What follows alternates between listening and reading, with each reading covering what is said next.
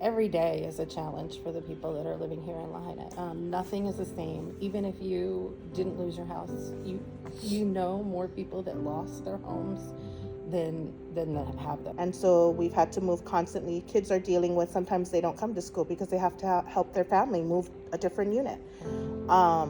At this current time, there already was a housing crisis in Lahaina, and now due to the fire, it's basically wiped out the workforce housing situation. We're very aware that home right now means not being with grandma and grandpa that you might have lived with, or the grandma and grandpa or uncle that cared for you. You know, families are separated. We're sheltered, but we're separated. And then you deal with the PTSD. And the life expectancy for somebody with PTSD is like 10 to 12 years shorter than somebody without. Again, this becomes just stability for them. And so I would love to have funds to be able to bring in mental health for them, speakers, because again, this is their safe place, to give them pep talks and to make them see this is just a part of life. You'll get past it.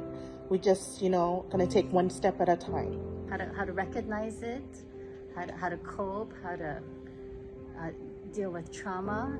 That goes for staff as well. They come through, they stay from morning till the afternoon, they get fed, they get to be with friends, they don't have to think about everything.